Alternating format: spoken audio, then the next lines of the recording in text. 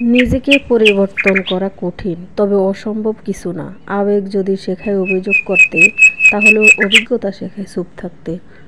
Hello everyone, আসসালামু আলাইকুম। কেমন আছেন সবাই? আশা করি আল্লাহর অশেষ রহমতে ভালো আছেন, সুস্থ আছেন। আলহামদুলিল্লাহ, আমি আমার পরিবার নিয়ে আছি খুব ভালোই। দেশ থেকে, দেশের বাইরে থেকে যে যেখানে বসে আমার এই ভিডিওটি দেখা শুরু করেছেন, সবাইকে অসংখ্য অসংখ্য ধন্যবাদ। নতুন দিনে নতুন একটা ভিডিও নিয়ে হাজির হয়ে গেলাম আমি, পারভিন সুলতানা, বাংলাদেশ থেকে।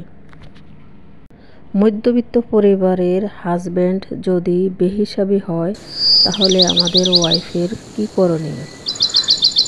আজকে সকালে নাস্তা সেরে নিয়েছি, এখন দুপুরে রান্নার আয়োজনও শুরু করে দিয়েছি। এখানে দেখতে পাচ্ছেন এই যে চাপিলা মাছ, হলুদ মরিচ লবণ দিয়ে ভালো মতো মেখে রেখে দিয়েছি। তারপরে যে তেল গরম হয়েছে, ভাজি বসিয়ে দিলাম। এই যে মাছ ভাজা শেষ হয়ে গেছে। তারপরে আমি দুপুরে রান্নার আয়োজন এখানে চলতেছে। আজকে যে সবজিটা আমি রান্না করব, আমি আমার এই বয়সে আমি এই তরকারি মাছ দিয়ে কখনো রান্না করি নাই, কিন্তু খাওয়ার পরে বয়স দিতেছি যে এত যে মজা হয়েছে, এত মজা হয়েছে বলার কিছু নাই। অনেক মজা ছিল খেতে। তো এই চাপিলা মাছ দিয়ে কাঁচকলা দিয়ে আজকে আমরা দুপুরে রান্নাটা শুরু করে দিয়েছি। আমি কাঁচকলা কিন্তু অন্য মাছ দিয়ে খেয়েছি, এই মাছ দিয়ে আর কখনো খাই না, এই ফার্স্ট এই মাছ দিয়ে রান্না করেছি। তবে খেতে অনেক মজা ছিল এই মাছ কিন্তু শুকনো ভাজি আমার ঘরে বেশি খাওয়া হয়, কখনো বোনা বা রান্না করা হয়নি। আজকে আমি ভাবলাম একটু কাঁচকলা দিয়ে রান্না করে দেখি কেমন হয়, কারণ আমার ফ্রিজে আর অন্য কোনো মাছ ছিল না। তো আমি এই মাছ দিয়ে আজকে সবজিটা রান্না করে নিয়েছি। যেহেতু আমাদের স্বল্প আয়ের পরিবারের আয় কম, তো একটু হিসাব করে চলাটাই বেশি বেটার মনে করি। আমরা হাউস ওয়াইফরা যদি একটু বেহিসাবি হই তাহলে তো হবে না, কারণ হাজব্যান্ড কিন্তু বেহিসাবি অনেক সময় হয় না, অনেক সময় যেটা না লাগে ওটাও নিয়ে চলে আসে। তো আমরা একটু বুদ্ধি করে চলতে হবে, বুদ্ধি করে খেতে হবে, সংসারটা চালিয়ে যেতে হবে। তো আমার পাশের চুলে একটা ভাজি বসাবো। এখানে যে কাঁচামরিচও ছিল না, তো আজকে আমি শুকনো মরিচ দিয়ে আজকে শাক ভাজিটা করব। বেশি করে পেঁয়াজ মরিচ এবং ভেজে নিয়েছি তেল দিয়ে। তারপরে পাটের শাক আগে থেকে ধুয়ে রেখে দিয়েছি পানি ঝরার জন্য। পানি ঝরে গেছে, এখন ভাজিয়ে বসে দিয়েছি।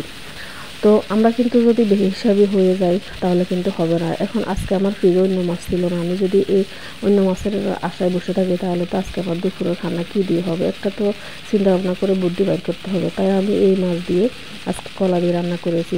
আর ঘরে কোনো কাঁচামরিচ ছিল না, যেহেতু আমার হাজব্যান্ড একদম আজকে সকালে চলে গেছে, আনার মতো সময় ছিল না। তো আজকে বললাম সমস্যা নেই, যাও, কাঁচামরিচ লাগবে না, আমি শুকনো মরিচ দিয়ে আজকে ভাজিটা করে দেবো। তো বিশ্বাস করবেন না আপুরা, আপনারা তো অনেকেই ভাজিটা করে থাকেন, যার পাটের শাক ভাজি খাইতে ভালো লাগে, আবার অনেকে একদম ডাল দিয়ে রান্না করে। তো ঠিক আছে, যার যেরকম রান্না খেয়েছেন ভালো হয়েছে, কিন্তু আমার মতো একদিন এই শুকনো মরিচ দিয়ে তারপরে পাটের শাক ভাজি করে দেখবেন, এই যে মাছ দিয়ে কলা তরকারি রান্না করে দেখবেন, খেতে কিন্তু অনেক সুস্বাদু হয়। তো হাজব্যান্ড কিন্তু বেহিসাবি অনেক সময় হয়ে যায়, আমরা কিন্তু হাউস ওয়াইফরা কিন্তু বুদ্ধি করে হিসাব করে চলতে হবে। এই যে পাটের শাক ভাজি হয়ে গেছে, দেখতে কতটা সুন্দর হয়েছে, রান্না বান্না শেষ হয় একদম দুপুরবেলায়। এখন আরেকটা আইটেম করব। এখানে দেখতে পাচ্ছেন আমরা এখানে 1 প্যাকেট এনার্জি বিস্কুট নিয়েছি, 2 প্যাকেট 10 টাকা দামের দুধের প্যাকেটও নিয়েছি। নিজেকে পরিবর্তন করা কঠিন, তবে অসম্ভব কিছু না। তো আপনারা চেষ্টা করলে সবই পারবেন। আমার দুপুর রান্না হয়ে গেছে, রান্না করার পরে আমি আমার ছেলের জন্য একটু পুডিং বানাবো। তা আজকে আমার ছেলে যখন স্কুলে গেছে, তো ওর কথা মতোই আমি কিন্তু বানাবো। বলছে আম্মু আমার জন্য একটা পুডিং বানিয়ে নেবেন। তো আমি কি করলাম, বুদ্ধি করে এই যে পুডিং বানানোর জন্য আমার ঘরে 2 প্যাকেট 10 টাকা দামের দুধের প্যাকেট ছিল। তারপরে এই যে দেখতে পাচ্ছেন আমি হালকা গরম পানি নিয়েছি, হালকা গরম পানি নিয়েছি কারণ দুধের গুঁড়াটা মিশাতে হবে। হালকা গরম পানির মধ্যে দুধের গুঁড়া কিন্তু অনেক সুন্দর মিশে যায়, একদম পরিষ্কার হয়ে যায়, কোনো দলা বেঁধে থাকে না। তো এখানে আমি আঙ্গুল চুবিয়ে থাকতে পারবে এরকম গরম পানি নিয়েছি আর কি, যাতে আঙ্গুলটা চুবিয়ে রাখা যায়।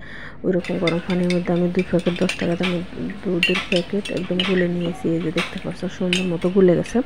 তো বুদ্ধি করে চলতে হবে, হাজব্যান্ডের মতো বেহিসাবি হওয়া যাবে না। আমরা হাজব্যান্ড কিন্তু অনেক কিছু সংসারের খরচ বরচ অনেক কিছু হাজব্যান্ডে করে থাকে বেশিরভাগ, আমি কিন্তু কমই করি, বাইরে কিন্তু আমার বেশি যাওয়া হয় না।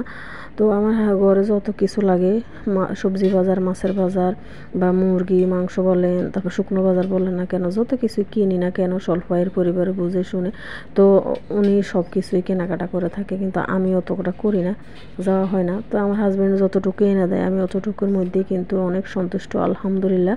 তো ও বাজার দিয়ে আমি কিন্তু চলতে পছন্দ করি এবং হিসাব করে চলি। তো এখানে আমি 1 প্যাকেট এনার্জি বিস্কুট আর যে দুধের সাথে এখন আস্তে আস্তে করে মিশিয়ে নেব। কিন্তু একটা ডিম দিয়ে দিয়েছি, একটা ডিম দিলে কিন্তু অনেকই ভালো লাগবে, কারণ ফুডিং তো ডিম তো লাগবে, একটা ডিমে হয়ে যাবে আর বেশি লাগবে না। তো এখানে আমি ভালো মতো এই যে এনার্জি বিস্কুট, ডিম এগুলো একদম মিশিয়ে নিয়েছি। তারপর এখানে আমি পরিমাণ মতো দিয়ে দিব চিনি। তা আমি এই ব্যাটারটা গোলার আগেই কিন্তু যে বাটিতে পুডিংটা বসাবো ওই বাটিতে আমি ক্যারামেল তৈরি করে রেখে দিয়েছি, ঠান্ডা হয়ে যাবে। এই যে হয়ে গেছে, আর ব্যাটারটাও কিন্তু গোলানো হয়ে গেছে, দেখতে পাচ্ছেন একদম সুন্দর করে আমি নিয়েছি এই যে। তো এটাকে আমি এখন সেকে এই ক্যারামেলের উপরে আমি ঢেলে দেব। অনেক সুন্দর হয়ে গেছে। 1 প্যাকেট এনার্জি বিস্কুট আর একটা ডিম আর 2টা 10 টাকা দামের দুধের প্যাকেট, এই হয়ে যাবে, আর সমস্যা নেই। এতটুকু হলে যথেষ্ট, আর লাগবে না। ওই যে হাজব্যান্ড হিসেবে হলে হবে না, কিন্তু হাউস ওয়াইফ আমরা কিন্তু একটু হিসাব করেই চলতে হবে। তো হয়ে যাবে, সমস্যা নেই, আপনারা দেখতে থাকুন। তো এখানে আমার এই যে ক্যারামেলটা বানানো তো আগে হয়ে গেছে। তারপরে পুডিং বানানোর জন্য যতটুকু নিয়েছি ও ব্যাটারটা আমি ঢেলে নিয়েছি একটা বাটিতে। তো এখন গরম পানি চুলার হইতে দিয়েছি, গরমও হয়ে যাবে। এখানে আমি রেডি করে নিয়েছি বাটি, ঢাকনাও লাগিয়ে দিলাম। এই যে দেখতে পাচ্ছেন সুন্দর মতো এই যে পানি বলক এসে গেছে। একটা স্ট্যান্ডে দিয়েছি পাতিলের উপরে, তার উপরে একটা বাটি বসিয়ে দিলাম এই যে। তো পানিটা এমন বাজে দিতে হবে বাটির অর্ধেক পর্যন্ত, যাতে পানি থাকে অর্ধেক পর্যন্ত। এই যে অর্ধেক পর্যন্ত থাকলে কিন্তু পুডিংটা সুন্দর হয়ে যাবে। তা আমার পুডিংটা বানাতে আধা ঘন্টা সময়ও লাগে নাই, তার কম লেগেছে। তো আমি একদম বাইর করে নামিয়ে নর্মাল ফ্রিজে রেখে দিয়েছি ঠান্ডা হয়ে যাওয়ার পরে। তো আমার ছেলে এসে এখানে দুপুরবেলা এই স্কুলতে আসার পরে এখানে দেখতে পাচ্ছেন 1 পিস নিয়ে খেয়ে ফেলেছে। তারপরে বলছে আম্মু আমি বাকিটা কিন্তু ফ্রিজে ভালো মতো ঠান্ডা হবে তারপর আমি খাবো। তো আমি যে ফ্রিজে রেখেছি বেশি একটা ঠান্ডা হইতে পারে নাই, ও 1 পিস খেয়ে রেখে দিয়েছে। আর রাত্রে যে সন্ধ্যার পরেও এখন এই যে বাকিটা খেয়ে নিল। তো আমাকে বলে আম্মু খান, আমি বলছি না এখানে অনেক চিনি দেওয়া আছে, আমি খাবো না। তো ওর আব্বুকেও দিতে চাইলো, কিন্তু ওর আব্বু খায় নাই। তো আমার ছেলের জন্য এই পুডিংটা বানিয়েছে, ও মজা করে খেয়েছে। আজ এই পর্যন্তই, আল্লাহ হাফেজ।